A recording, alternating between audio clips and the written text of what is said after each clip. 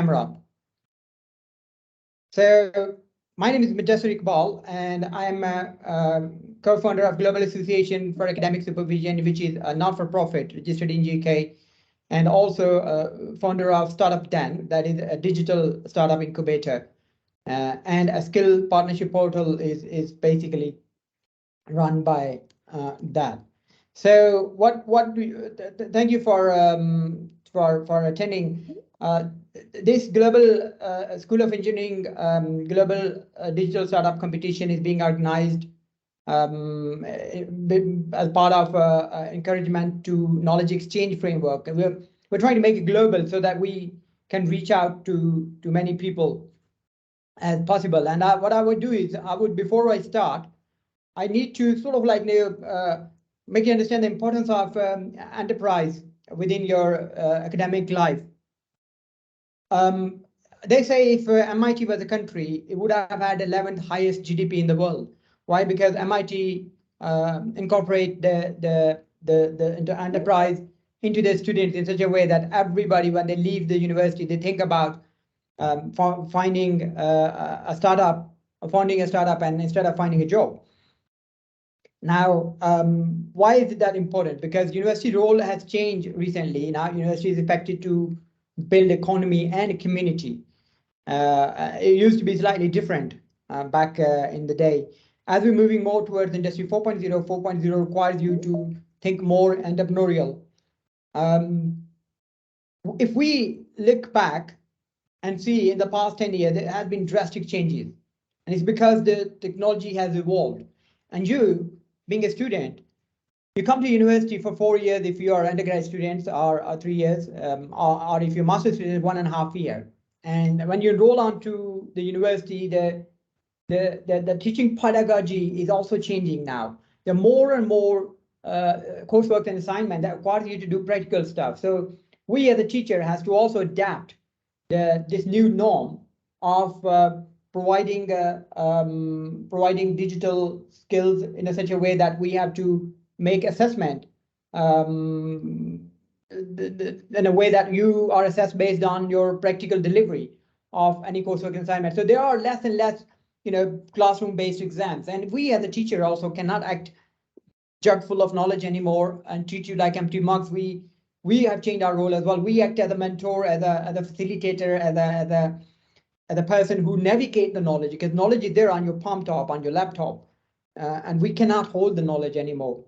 So when you come to university, imagine you're given 5 years or 4 years of time, and you have a lot of skills around you. You have a lot of teachers to help you. You have a lot of students, co-students to help you. If you can navigate this human resource, free human resource, and come up with an idea of digital startup, and why I say digital startup, because it doesn't cost you anything, and it doesn't require you to invest huge amount of money, and you can simply do that by you can simply start that from your garage, and you just need a laptop, and you don't even need a garage anymore, because that's an old phrase.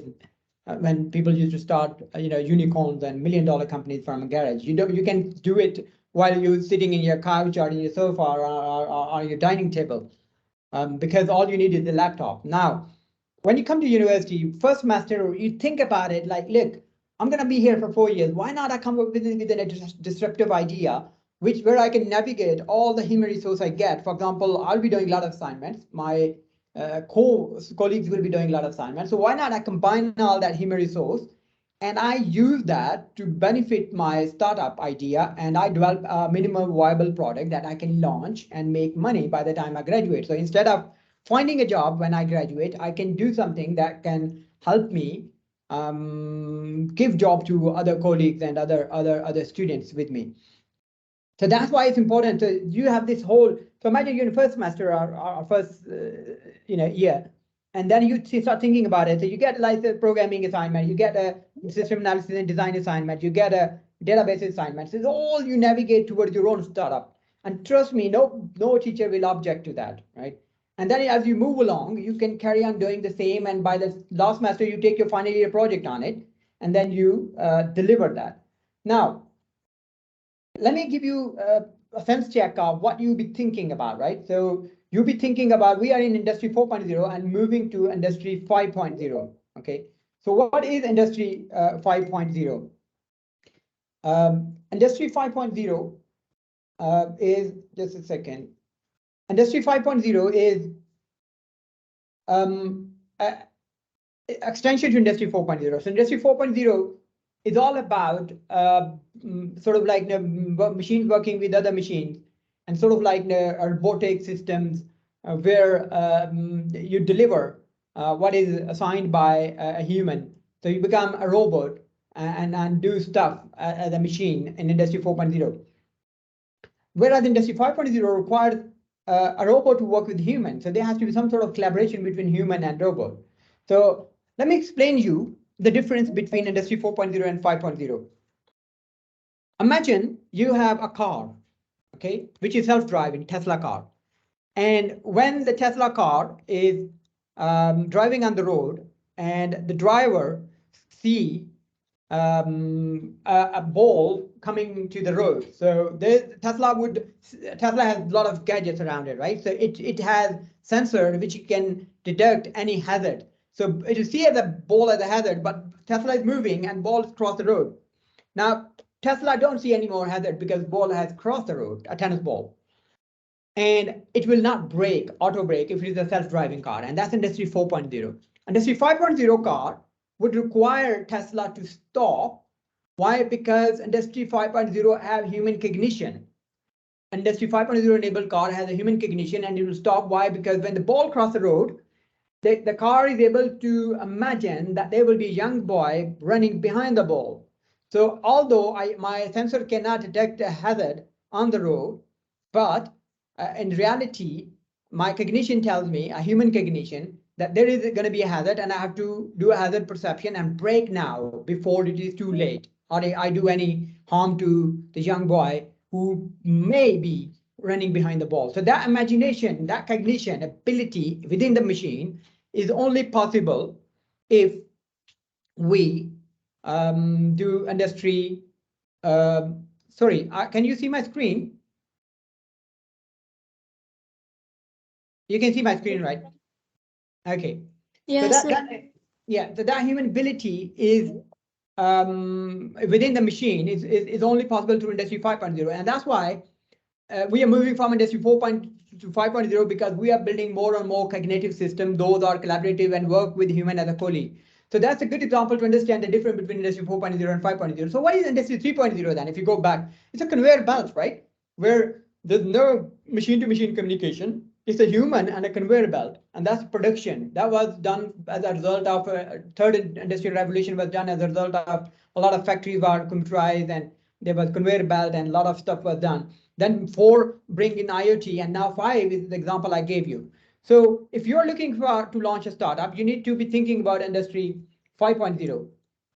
And we have published a paper on this towards future collaborative cognitive communication system, and you can read about it. And that requires different people to work with each other. For example, psychology guys to work with sociology, and computing and engineering guys to work with electrical engineer. Because if you think about a startup, you can't do it alone. Okay, the startup will have quite a lot of skills that you require. For instance, if we talk about metaverse or digital twin, right? So first thing you need is a domain knowledge. For example, if you are, let's say, from a psychologist, or you are a doctor, or you are a lawyer, you need to understand the problem at that domain. For example, I'm a teacher. I know what are the problems within the university, and I can tell you, look, we are a teacher. We have this problem. Can you solve our problem? And this ability to solve the problem would allow you to bring that cognition, to bring that problem domain there. And that has to be the guy who works in that domain. The second thing that you need to look into is basically the technology, right?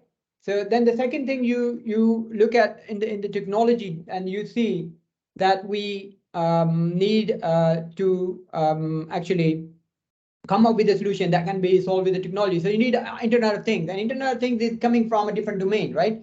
Maybe electrical engineers are good at it, then machine learning. And then you have maybe further knowledge about 3D modeling. Maybe creative arts guys can do it. The same goes with with the construction. Can you see my screen, right? Hello? Yes, sir. Yes. Yeah, you can see my screen, right? Okay.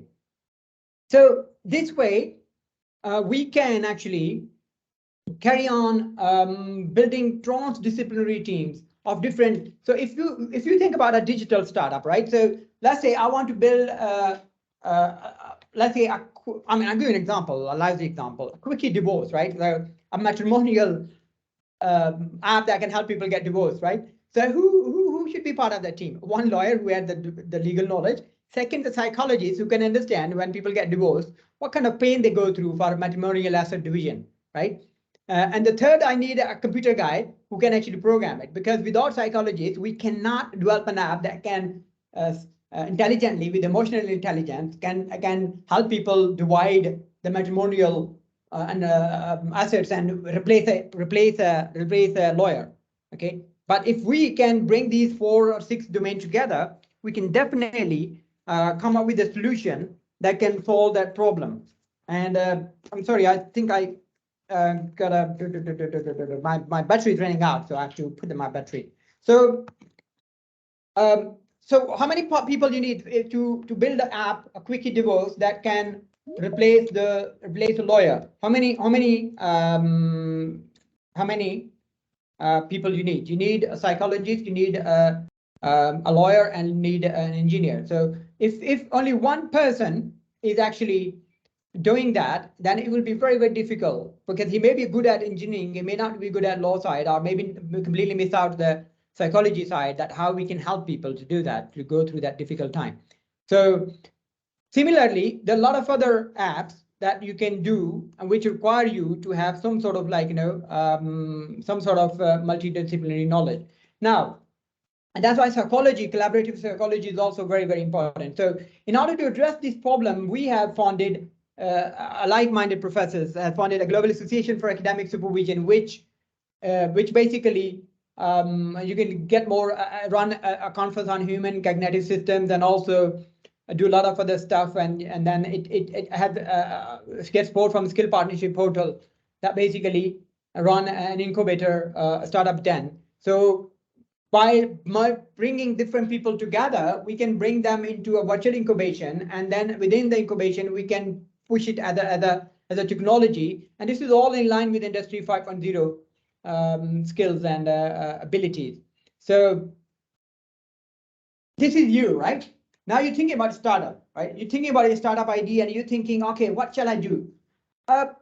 When you think about, normally let me ask you some question, right?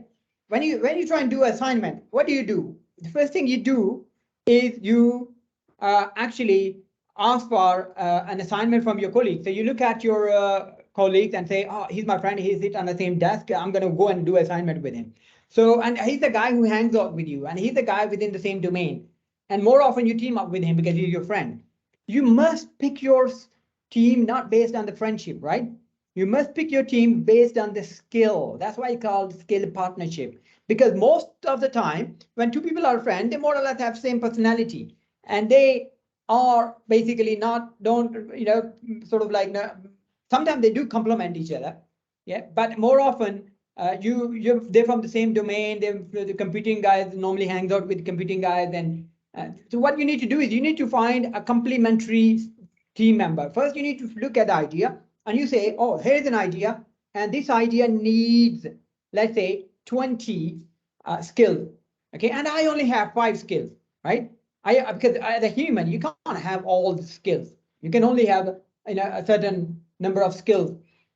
And you say, okay, but I must maybe a psychology, a sociology expert, and I have a brilliant idea to come up with this app that can help elderly people to live a better life, or people with dementia live a better life.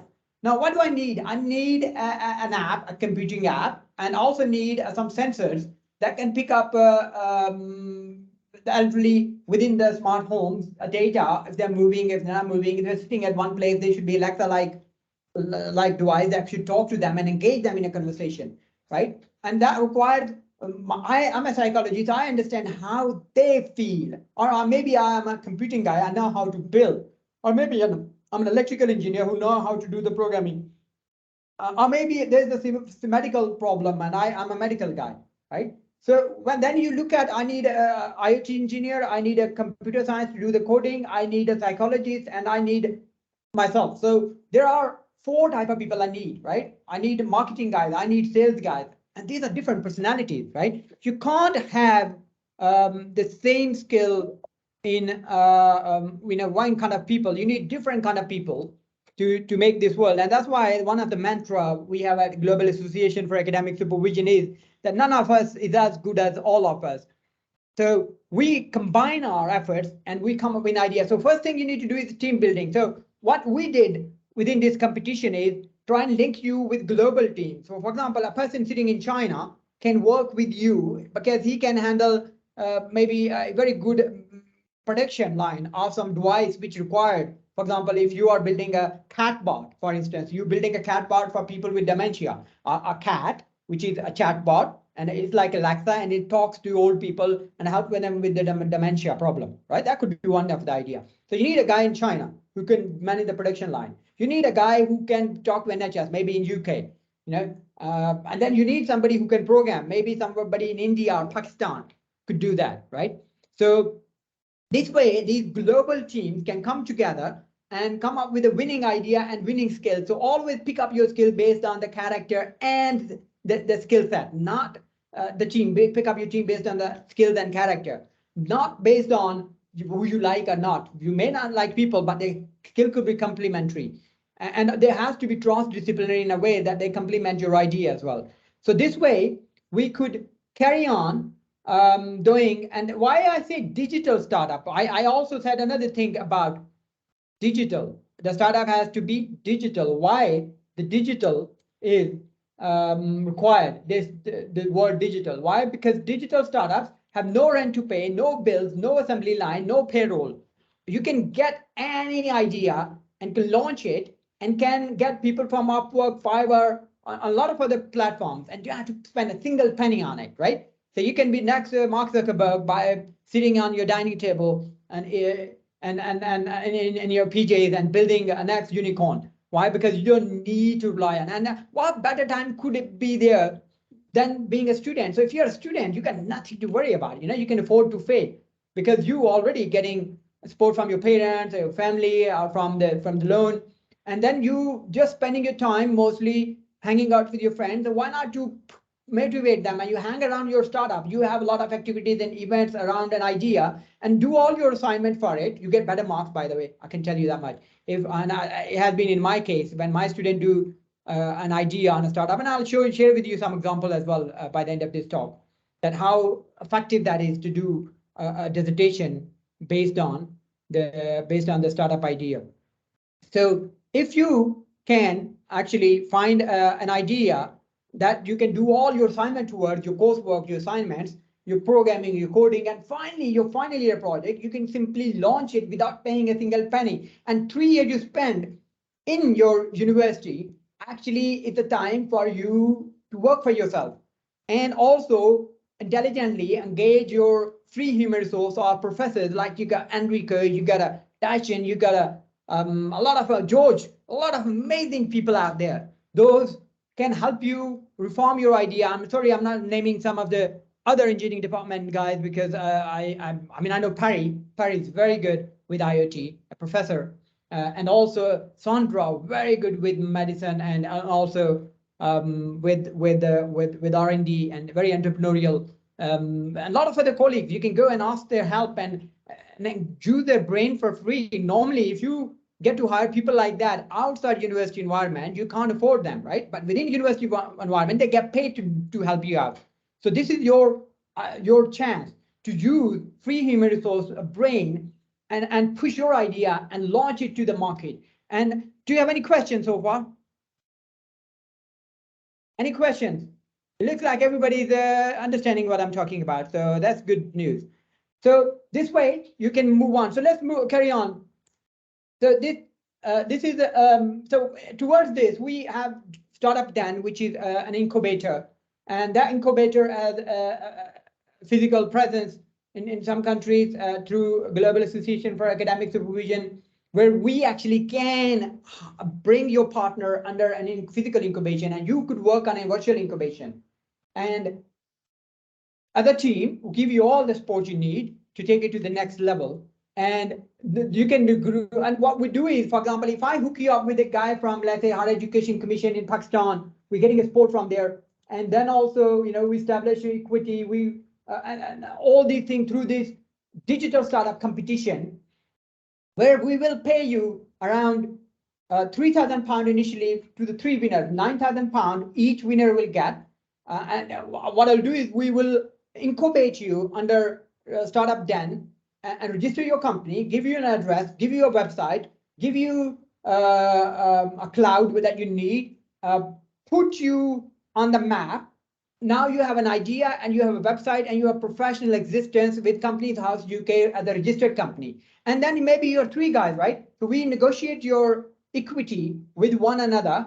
A guy from Pakistan, maybe you're working with, maybe in China you're working with, maybe in India you're working with, maybe Africa, in some African country you're working with. We can bring them together, and then we can make them work with you and negotiate. They are in the previous slide that, you know, as I showed you here, this lady says, I want, let's say, 20% because I'm the originator of this idea. Without me, this idea would not exist. So equally, we're four people, and I want 20%, and 20% would go into electrical engineer, 20% to the student, and 20% to the computing guy. And I want to keep an additional 10% for somebody who could do this, and let's bring him on the board. This could be 5 guys, or this could be 2 guys, and say, oh, I want at 50%, and the other one, I give you 50%. You do this, I will do this. And this way we negotiate those skills, and we make a partnership, and we register you in an incubator in London, and give you a London address, London company. And once you have that, then we will move you to the next stage. And that is, we give you 6 months virtual incubation with financial support from our digital health program, which I am leading from the academic side within School of Engineering, engaging other colleagues and coordinating between them, and delivering on to different startups. So that's a European Regional Development Fund, which will help you to develop your idea. For example, you had an idea of quickie divorce, where you want to help people get divorced through an app where they don't have to talk to each other, because that's a perverse problem when husband and wife get divorced, right? I don't know why I'm talking about divorce. I mean, it's not a good start, but let's take it, for example. Husband and wife are getting divorced. They don't want to talk to each other. So you create an app which help them divide their, the cats and the dogs and the sofa and the chair and the lousy dining table, or some sort of like item that has a value for husband, some item has a value for wife, and then they add into the app, and the app automatically suggests, using cognitive ability, who should get what, right? So that's an idea, right? So you bring it to us, we'll hire an engineer to deliver that idea, give you financial support through this Engage program for 3 months, and I think it's around 250 hours of development work. If you pay an Upwork and Fiverr for £20 an hour, I think it adds up to quite a lot of money, around £25,000 worth of support for each company, each one of these companies. So now you're already around 30K by winning this idea. So this way, we bring you to incubation, and then we try and test and build your idea, and then we take it to the next level. We will have these selected companies, and we'll invite them to do the pitches. But the one person has to be from London South Bank University. The other 2 people can be from China, from Africa, from Pakistan. Because if you think that there is a way in which you can build these skills, definitely, why not, right? We can build, we are happy to encourage such team building. And how would you do that actually? Now, this is a video which explains you, once you have an idea, I will have more and more conversation to build these teams, right? So then you log on to skillpartnership.com, right? And that's where you register. And what will happen next is going to be shown in this next 5-minute video, and I'll be explaining to you how you would do that. This video will explain how to submit business idea on Skill Partnership portal. When you sign in, you will land on your dashboard. On the left side of the page, you can see John is logged in. On the right side, you can see all the connection John has. In the middle, you can see a tab, Create Project Ideas. Okay, so this is when you register, right? So a lot of people have been struggling how to register, right? So for them, what I'm going to do, and please don't judge me based on some of stuff you see on the YouTube that I have. So what you need to do is you need to go on to YouTube, or you could go anywhere on the Facebook. There is a video, and I better put this video from my right. I can run it from here. I should have had this ready to be used. Yeah. What do I know? Okay. Mhm.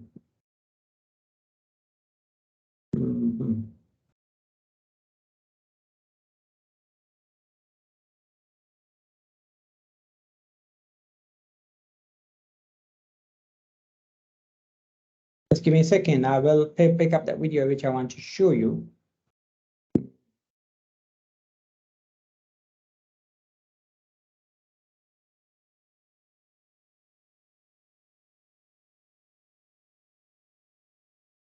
I think I have shared that video with you already, right? Okay.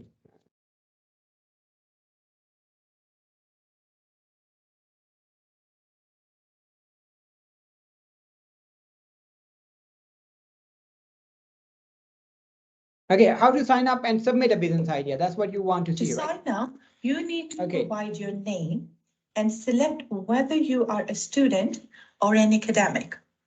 From this drop-down list, you need to select I'm going to do this one. I'm sorry, my bad. If you select one of I should have institute better prepared for listed this. in the drop-down So menu. I'm going to start up with this video and it tell you how to This sign up and how to video move forward, right? How to submit business idea on Skill Partnership Portal.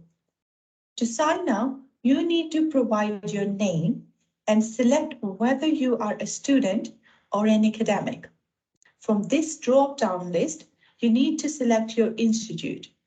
If you select one of the partner institute listed in the drop-down menu, you will be required to provide your institute. Yeah, that's where a lot of people are getting errors. So when you select you are from South Bank University, you cannot use Gmail. You have to provide South Bank University. Otherwise, here in the drop-down menu, you select other HEI. So people from China, Pakistan, Africa, those institutes are not listed here. They and also from Egypt, they need to select other HEIs. But people whose university is listed here, they can select their university. Email address. If you do not belong to one of the partner institute, you may select other in drop-down menu. Using an official email address of an institute enables you to see all the project ideas shared within that institute by other members. Next step is setting a password to sign up. Skill Partnership will send you an activation email. If you do not see in your inbox, please look for it in your junk mail. Once you sign in, it will ask you to select one of the two options. Select first option. So when you get here, you could go into check in your junk mail, right? So you could check your junk mail. If you see that there, the email, then you have to activate it. It should be sent your email, and then you carry on following it. And in return, you are willing to offer your skills, or select second option if you are here to seek skills and in return willing to offer partnership in your startup venture. If you choose the first option, it will ask you to select the skills that you are offering and skills you are seeking in return. Based on this information, the portal intelligently performs matchmaking to find you a skill-based partnership. However, if you choose the second option, it will only ask you to select skills that you are seeking for your startup partnership. Press Save once you are done. It will take you to your dashboard. To find connections or people with complementary skills, you need to click on Find Partnership.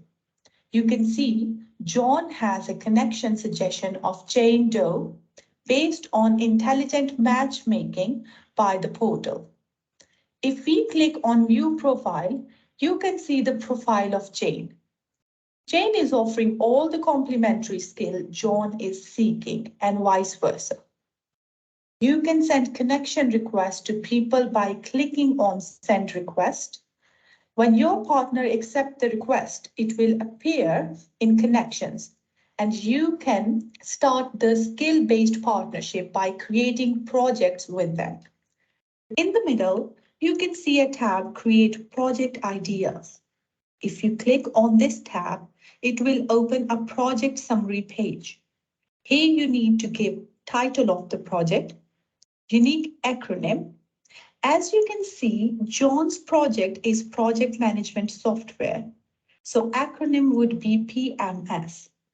Then you need to give a brief description of your project. You can set the privacy as private, so nobody can see your project idea. Global, so that all the universities can see your project idea. Or share within your university. As John is from London South Bank University, so here it shows share within London South Bank University. Again, 3 types of project. We are going to select hackathon and next select the digital startup competition 2023. So here you select the hackathon. When you create a project, and if you are not from your university will appear here if you have given the university or within other institutions. Now here I want to explain you something. If you set it a private, nobody can see it. Global, which means somebody click on project ideas, he can see and connect you to you as well. And within the university mean you'll be shared within your own university. And then you can, I mean, we run academic and digital startup project. This you will use when you go into incubation, but you're gonna select a hackathon here. Again, 3 types of project. We are going to select hackathon and next select the digital startup competition 2023. When you create a project, you can see your project here by clicking View Project. It will open project detail page. Here you have different options to edit, delete, or request to join the project. When your partner joins the project, you can assign work packages within team members. These 9 work packages are adapted from famous business model canvas. You can see John is assigning questions in work package 1 to Jane. You can also complete tasks yourself by clicking Add Answer or assign task to yourself to complete later. When you complete your business idea and submit it, then comes the round when independent judges review your business idea. They can see your submitted ideas on their dashboards. Judges can add comments to give you feedback to improve or change your answers. They can rate your ideas from 1 star to 5 stars. After judges reviewed your ideas, you can check the result of your business idea on your dashboard. On project detail page, you can see their comment and their rating and overall results of your business idea. Thank you very much. And I think this is where you need to fill up in. You need to do your the project idea, and then we will move on to the next part after taking a little short break where I will explain how we're going to move forward with coming up with different ideas to do our hackathon. So thank you for listening. I think I'm going to give you a little break there, and then I'll see you after the break. Thank you for joining and listening. Just a short break.